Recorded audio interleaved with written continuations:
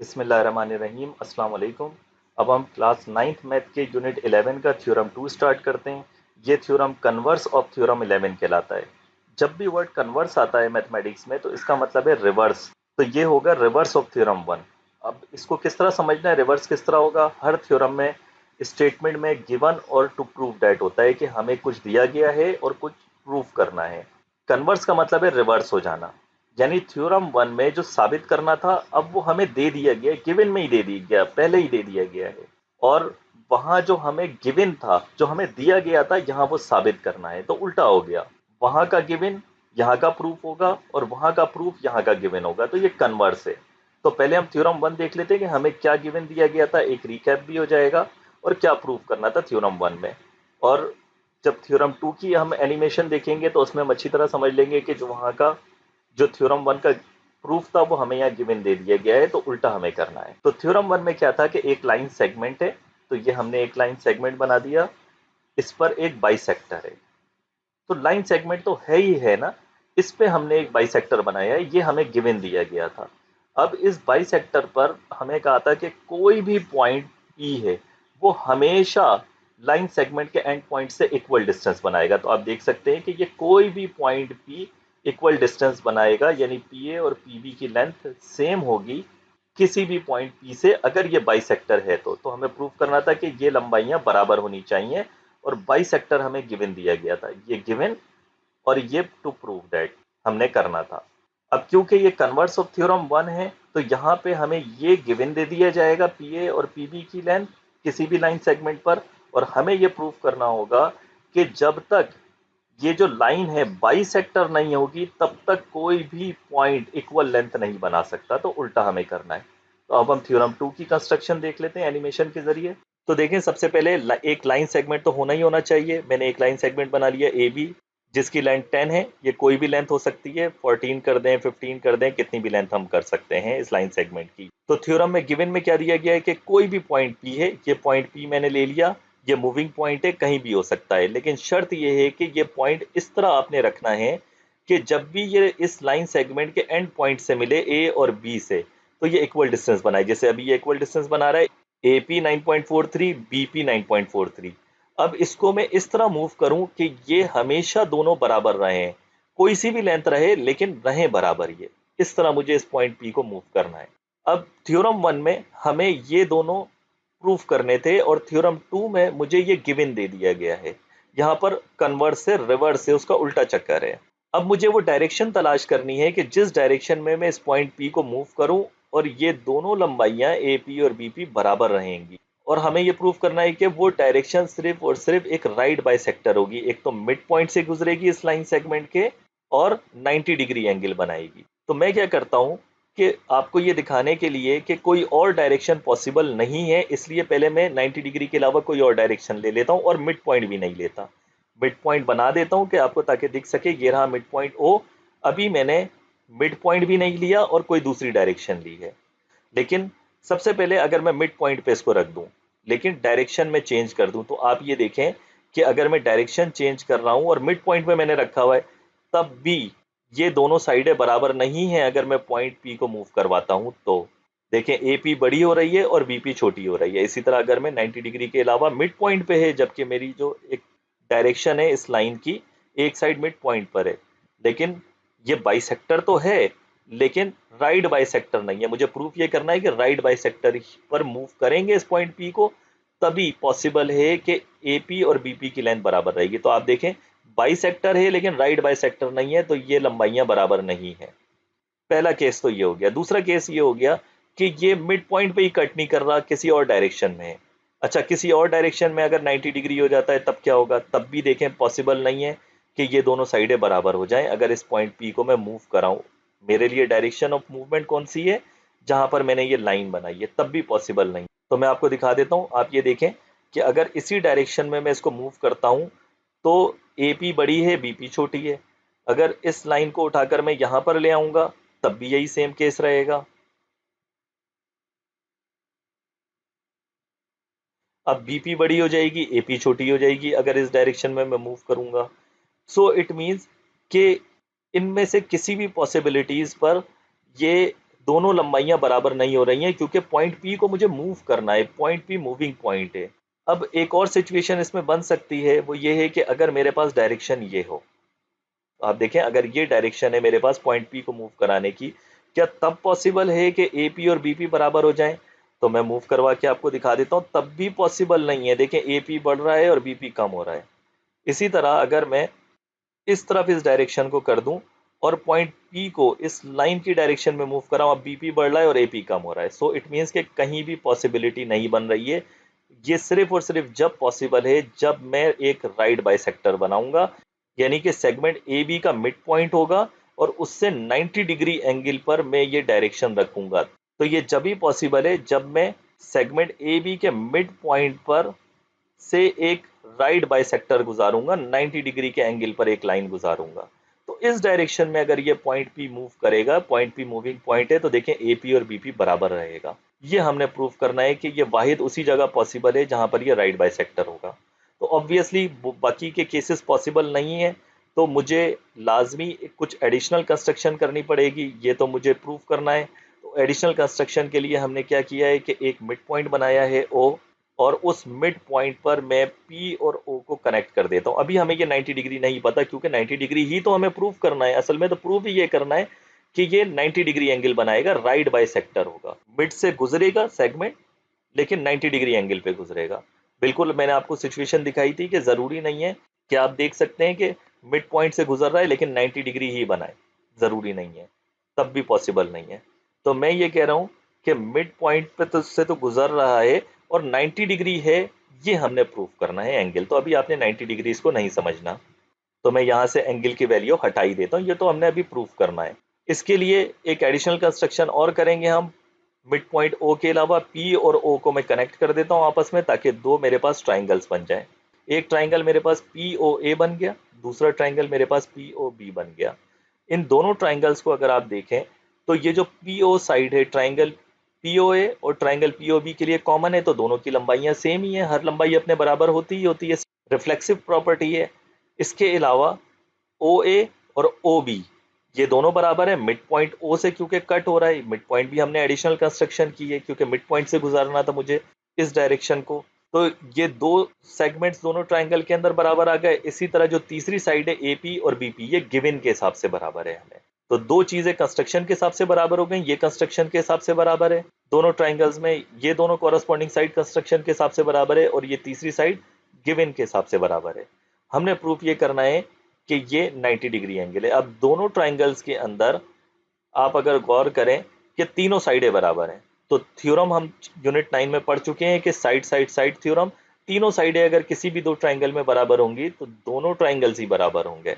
अब दोनों ट्राइंगल्स अगर ये बराबर हो गए साइड साइड साइड थ्योरम के हिसाब से, तो इनके एंगल्स भी बराबर होंगे। ये जितना एंगल है उतना ही एंगल यहाँ पर होगा, क्योंकि ये दोनों कॉरस्पॉन्डिंग एंगल है। एंगल ए और एंगल बी बराबर होगा, एंगल एपीओ और एंगल बीपीओ भी बराबर होगा।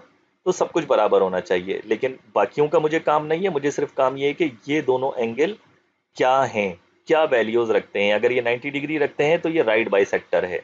अब ये मुझे प्रूफ करना है, तो उसको प्रूफ करने के लिए हम ये देख सकते हैं कि ये दोनों एंगल बराबर हैं। ये तो मैंने प्रूफ कर दिया है कि दोनों ट्राइंगल्स बराबर हैं, तो एंगल बीओपी और एंगल एओपी बराबर होना चाहिए, क्योंकि ये जो एंगल बीओपी है और एंगल एओपी है ये सप्लीमेंट्री एंगल्स हैं, दोनों का सम 180 डिग्री है।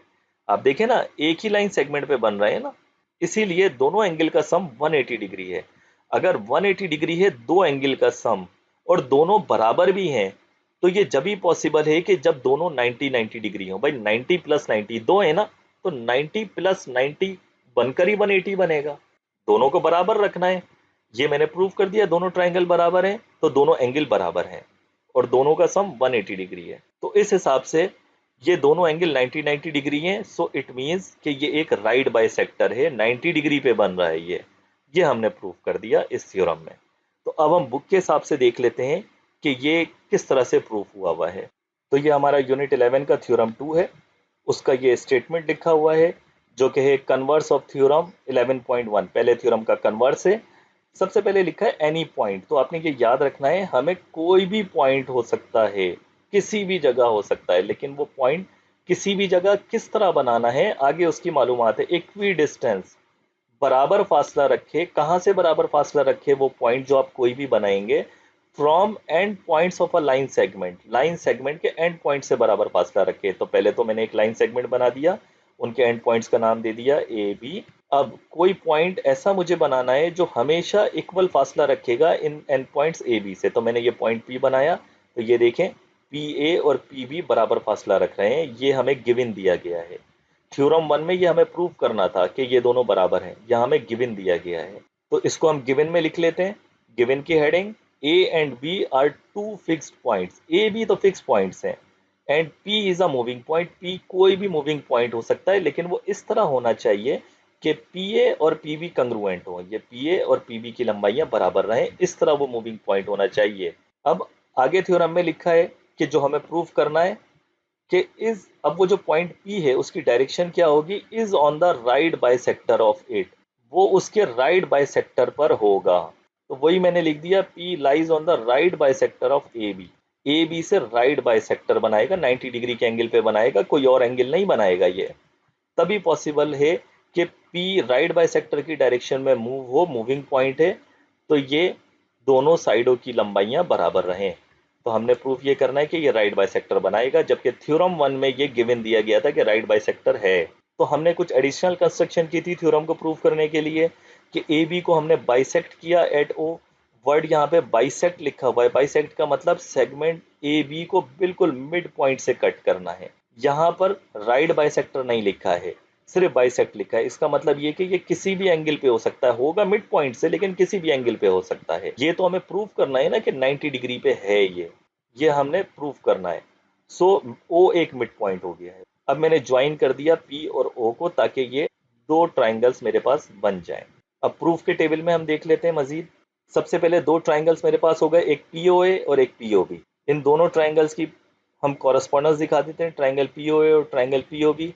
इसमें अगर आप देखें कि जो साइड एओ और साइड ओ बी है, ये हमने कंस्ट्रक्ट की थी, क्योंकि पॉइंट ओ हमने कंस्ट्रक्शन का हिस्सा है। ओ ए और ओ बी बाइसेक्ट किया था, तो ये दोनों बराबर हैं। बाइसेक्शन की वजह से ओ मिड पॉइंट है, इसलिए कंग्रुएंट है।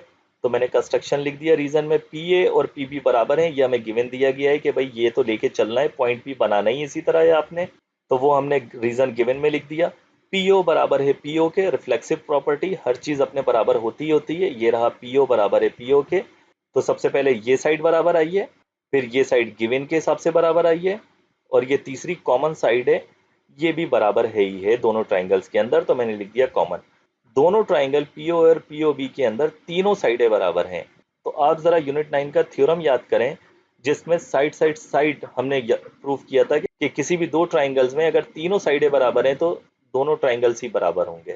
तो इस हिसाब से ट्राइंगल पीओए और ट्राइंगल पीओबी दोनों कंग्रुएंट हैं, बराबर हैं। और उसका रीजन क्या है? साइड साइड साइड, क्योंकि तीनों साइडें बराबर हैं दोनों ट्राइंगल्स के अंदर।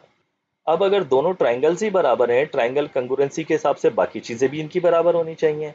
यानी कि यहाँ जो एंगल बन रहा है और यहाँ जो एंगल बन रहा है ये भी बराबर होगा, ए और बी भी बराबर होगा, एंगल ए पी ओ और एंगल बी पी ओ भी बराबर होगा, ये सब बराबर होना चाहिए।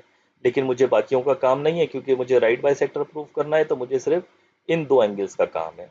अब ये दोनों एंगल अगर बराबर हैं बाय द कंग्रुएंस ऑफ ट्राइंगल्स, तो इससे हम एक नतीजा निकाल सकते हैं, क्योंकि दोनों एंगल्स बराबर हैं और दोनों ही सप्लीमेंट्री एंगल्स हैं। देखें ना, सेगमेंट ए बी पर ये दोनों एंगल्स बना रहे हैं ना, तो ये एक स्ट्रेट लाइन के तौर पर आप इसको समझेंगे। तो ये जो टोटल एंगल है ये 180 डिग्री बनेगा। एंगल 1 प्लस एंगल 2 को प्लस करेंगे तो 180 डिग्री एंगल आएगा। इसको हम कहते हैं सप्लीमेंट्री। के किसी भी दो एंगल का प्लस अगर 180 डिग्री के बराबर होता है तो सप्लीमेंट्री पोस्टुलेट है ये। तो ये दोनों सप्लीमेंट्री एंगल्स हैं। और एक इंफॉर्मेशन और है मेरे पास कि ये दोनों एंगल बराबर ही हैं। तो आप ये देखें कि 180 डिग्री एंगल बराबर है एंगल 1 प्लस एंगल 2 के, और ये दोनों एंगल 1 और एंगल 2 दोनों कंग्रुएंट भी हैं। तो ये दोनों वैल्यूज बराबर भी हैं। ज़रा सोचें, तो ये जब भी पॉसिबल है कि ये दोनों प्लस होकर 180 डिग्री बने, ये 90 प्लस 90 दोनों बराबर आ जाएं। देखिए ना, ऊपर वाली मालूमात से मुझे पता लग रहा है दोनों बराबर हैं। तो जो नंबर मैं इसको दूंगा वही नंबर इसको देना पड़ेगा। लेकिन एक और पाबंदी लगी हुई है कि दोनों का सम 180 डिग्री है। तो ये जब भी पॉसिबल है जब दोनों बराबर होंगे 90 90, तभी 90 प्लस 90 180 बनेगा। ये सप्लीमेंट्री पोस्टुलेट के हिसाब से है। तो यही तो मुझे प्रूव करना था कि ये 90 डिग्री होना चाहिए, 90 डिग्री आ गया है ये एंगल 1 और एंगल 2, तो ये एक राइट बाइसेक्टर है। यही मुझे प्रूव करना था क्योंकि ईच इज राइट एंगल।